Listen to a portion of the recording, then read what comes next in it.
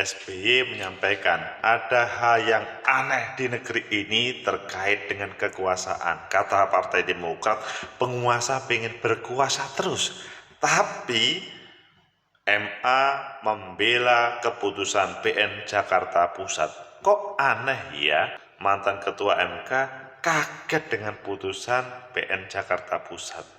CSIS menunggu Presiden Jokowi berkomentar. Bagaimana menurut kalian? Apakah keputusan yang viral dan ramai kemarin akan menjadi inkrah? Atau ya itu hanya hiasan saja? Menurut analisis saya,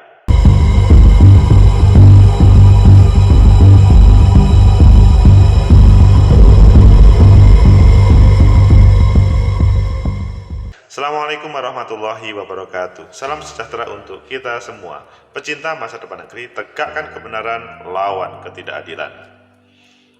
Hal yang mengagetkan seluruh politisi, termasuk para elit negara yang tidak langsung terlibat. Presiden SBY pun berkomentar keras.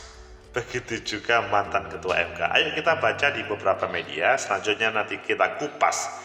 What's next sesudah putusan PN Jakarta Pusat, pemilu ditunda 2 tahun 4 bulan 7 hari. Pertama kita baca di Kompas, putusan PN Jakarta Pusat pemilu 2024 ditunda. SBY, ada yang aneh di negeri ini. Ini sebuah kritik keras meskipun mungkin tidak menunjuk, tapi coba kita lihat apa yang dimaksud SBY ini. Presiden RI ke-6 SBY Susilo Bambang Yudhoyono menilai Pengadilan Negeri Jakarta Pusat yang menghukum KPU untuk tidak melaksanakan sisa tahapan 2024 keluar dari akal sehat. Itu keras dari Pak SBY. Atas putusan perkara nomor 757 sekian, SBY mencium sesuatu yang janggal telah terjadi di negara ini. Mantan Presiden ke-6. Selanjutnya kita lihat di CNN Indonesia. Ini terkait MA bela Hakim PN Jakarta Pusat terkait polemik putusan tunda pemilu 2024. Asik kan? Ada yang membela. Intinya katanya PN Jakarta Pusat menegaskan Hakim PN Jakarta Pusat tidak bisa disalahkan terkait produk yang sudah diputuskan di pengadilan. Hal demikian ia sampaikan merespon putusan PN Jakarta Pusat. Ia menekankan yang menghukum KPU. Ia menekankan hakim-hakim memiliki independensi dalam membuat atau menjatuhkan putusan suatu perkara. Ayo kita lihat lagi di Tempo. Soal tunda pemilu 2024, politikus Demokrat bicara kelompok yang ingin terus berkuasa. Ini menyodok kepada penguasa. Apakah serius? Tapi ini tidak, dari judulnya sangat serius. Kemudian mantan ketua MK, ini di Tempo yang lain, mantan ketua MK kaget PN Jakarta Pusat perintahkan KPU tunda pemilu 2024. Ini nanti kelihatannya menjadi sesuatu yang bisa kita bahas. Kemudian di CSIS di Detik, CSIS tunggu sikap Jokowi soal putusan PN Jakarta Pusat tunda pemilu. Ayo Pak Jokowi berkomentar. Dalam bahasanya CSIS, ditunggu supaya kita ingin mendengar pendapat Presiden, gimana posisi Presiden dalam hal ini, seperti apa sekarang Presiden, gimana sikapnya. Ini ditunggu Pak Jokowi. Kemudian sudah semuanya, pilih yang mana? Kita dengarkan baca yang ada di Tempo hubungannya dengan Mahkamah Konstitusi. Biasanya kalau hubungan dengan pemilu adalah Mahkamah Konstitusi. Kita baca di di Tempo, mantan ketua MK kaget PN Jakarta Pusat perintahkan KPU tunda pemilu 2024. Mantan ketua MK Mahkamah Konstitusi Hamdan Zulfa mengaku kaget membaca putusan Pengadilan Negeri Jakarta Pusat yang memerintahkan untuk menunda pemilu. Sebagaimana yang di dalam akun Twitternya, Hamdan mempertanyakan kompetensi hakim dalam membuat putusan penundaan pemilu tersebut. Wah, ini kan berbeda dengan pembelaan yang ada dari MA tadi. Sangat kaget membaca berita hari ini, BN Jakarta Pusat memerintahkan KPU menunda pemilu 2024 selama 2 tahun 4 bulan 7 hari. Walaupun masih menunggu putusan tingkat PN yang masih bisa banding ataupun kasasi. Tetapi yang perlu dipertanyakan pemahaman dan kompetensi hakim PN dalam memutuskan perkara tersebut. Jelas bisa salah paham atas objek gugatan, ujar Hamdan melalui akun Twitter @hamdanjulfa. Ia menambahkan seharusnya sengketa administrasi pemilu merupakan kewenangan Badan Pengawas Pemilu dan Peradilan Tata Usaha Negara. Sementara untuk sengketa hasil pemilu merupakan kewenangan MK. Oh, ini baru clear mantan Ketua MK. Seharusnya dipahami bahwa sengketa pemilu itu termasuk masalah verifikasi peserta pemilu adalah kompetensi peradilan sendiri, yaitu Bawaslu dan PT UN, atau mengenai sengketa dari hasil di Mahkamah Konstitusi. PN Jakarta Pusat sebelumnya mengabulkan gugatan Partai Prima terhadap KPU karena merasa dirugikan karena tidak lolos hasil administrasi pemilu. Sementara itu, KPU akan menempuh upaya hukum banding terhadap putusan Pengadilan Negeri Jakarta Pusat tersebut. Komisioner KPU Idam Holik menyatakan dengan tegas pihaknya menolak putusan PN Jakarta Pusat. KPU RI akan banding atas putusan PN tersebut. KPU tegas menolak putusan PN tersebut dan ajukan banding, kata Idam saat dihubungi. Pecinta masyarakat negeri, tegakkan kebenaran lawan ketidakadilan. Itulah yang menjadi perdebatan terkait putusan putusan Pengadilan Negeri Jakarta Pusat tersebut yang heboh, viral, dan sepertinya tidak masuk akal, tapi semuanya meresponnya. Apakah dalam pertanyaan saya awal tadi, apakah pro dan kontra ini akan ending sebagaimana yang disampaikan oleh Mahkamah Konstitusi, maksudnya Bang Hamdan Julfa, yaitu tidak mempunyai kewenangan PN, atau sebagaimana yang disampaikan oleh MA bahwa hakim itu bahasanya mandiri, maksudnya independen dan mandiri. Dia mempunyai, dalam bahasanya itu adalah hakim memiliki independensi dalam membuat atau menjatuhkan putusan suatu perkara. Apakah kita ikut MA atau bahkan apa yang ditudingkan oleh Pak SBY?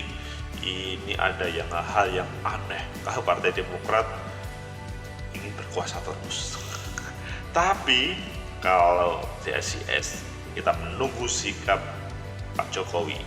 Menurut analisis saya, pertama, apa yang disampaikan oleh Bang Hamdan Julfa bahwa pengadilan negeri itu tidak mempunyai kewenangan untuk memutus terkait dengan proses administrasi tersebut. Jadi selama ini yang ngurusin itu ya KPU sama Bawaslu ketika verifikasi administrasi ataupun faktual. Di dalam undang-undang pun kalau memang KPU, maksudnya partai, itu tidak terima maka ya larinya ke Bawaslu. Kalau Bawaslu juga menolak maka larinya ke PT UN, bukan pengadilan negeri.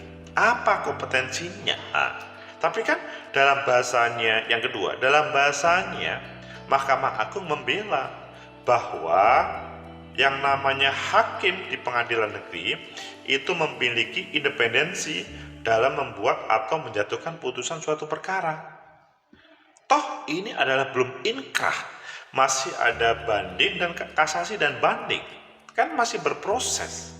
Ya menurut saya sih apa yang ditampilkan Bang Idam, Komisioner KPU RI akan banding, itu adalah hal yang menjadi harapan. Meskipun sebetulnya salah sih kalau KPU RI melaksanakan banding seakan-akan mengakui kan apa yang menjadi keputusan PN tersebut, meskipun ini keluar dari irama proses peradilan yang ada terkait dengan tahapan pemilu ini. Jadi memang dilematis ya. Kalau menerima, maksudnya menolak, seakan-akan menerima putusan itu hanya tidak cocok.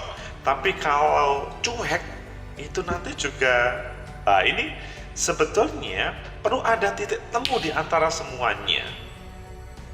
Ketiga, ada pun kritik keras dari Pak SBY tadi. Coba kritiknya kan tajamnya.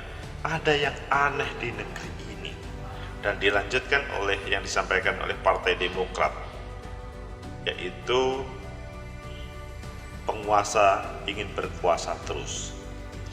Politikus Demokrat bicara kelompok yang ingin terus berkuasa. Oh, kelompok, bahasanya bukan penguasa, kelompok yang ingin terus berkuasa.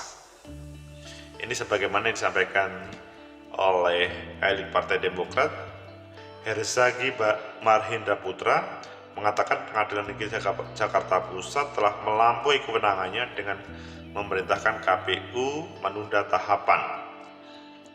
Ini dalam bahasanya, kami mencermati ada upaya terorganisir di balik itu. Oh, itu adalah yang ngeri.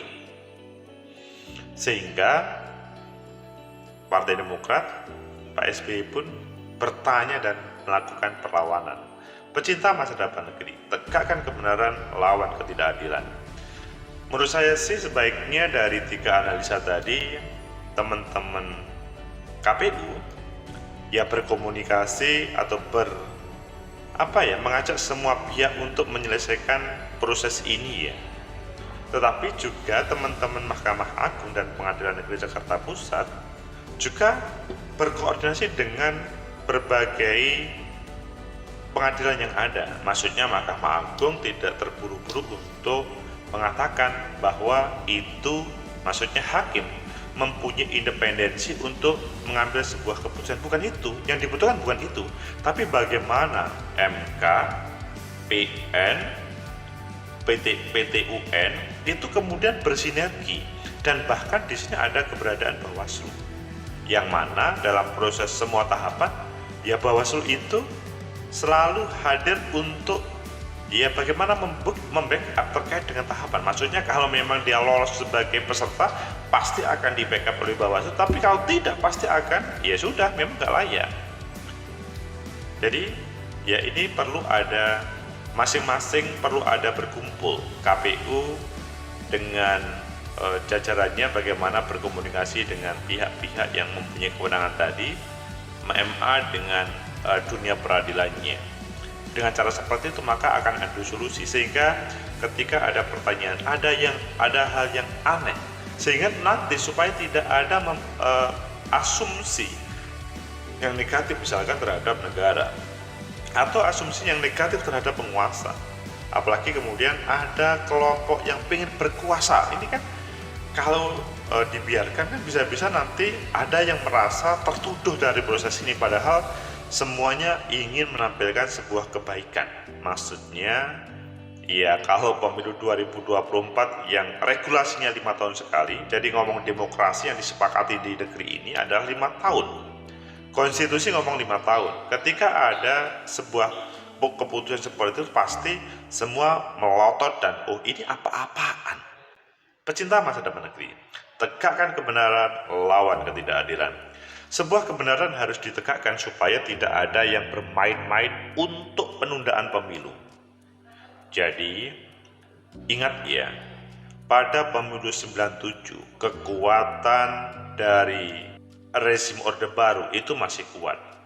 Pak Harto itu sebetulnya dia ingin menyelesaikan pemerintahannya. Tapi ada orang yang mengatakan Pak Harto masih hebat, masih kuat. Sebetulnya dia pengen kekuasaan dari itu. Yang terjadi apa? Pada pemilu 97 memang Pak Harto terpilih, tapi 98 terjadi sebuah gerakan reformasi yang namanya mahasiswa tidak bisa diatur-atur. Intinya adalah bagaimana sebuah kepemimpinan itu muncul sebagaimana harapan masyarakat, harapan bangsa yang ideal. Ini juga jangan sampai itu terjadi. Mungkin bisa saja skenario itu hadir dan kemudian bisa terjadi. Tapi kalau teringat pada 97 ke 98, ada sesuatu yang aneh. Sehingga supaya tidak ada sangka, ada praduga tidak bersalah, praduga yang macam-macam, maka lebih baik ini Mahkamah Agung duduk bersama, mendudukkan antara Mahkamah Konstitusi, Pengadilan Negeri, begitu juga PT UN. Begitu juga di situ Bawaslu menjadi bagian atau bahkan Kejaksaan menjadi bagian, karena proses selama ini kemudian di sana, sehingga nanti tidak ada salah paham. Begitu juga terkait dengan KPU. KPU duduk memastikan bahwa seandainya melaksanakan banding ataupun kasasi, itu bukan berarti setuju dengan putusan hakim tadi, tapi bahwa KPU hari ini menjalankan perintah undang-undang, yaitu negara demokrasi yang dalam konstitusi itu 5 tahun sekali. Itu yang paling penting. Semoga bermanfaat, semoga bisa menjadi referensi bagi kita bersama. Pemilu 2024 adalah sebuah transisi demokrasi sebagaimana amanah konstitusi. Like, subscribe, comment, and share. Sampai jumpa.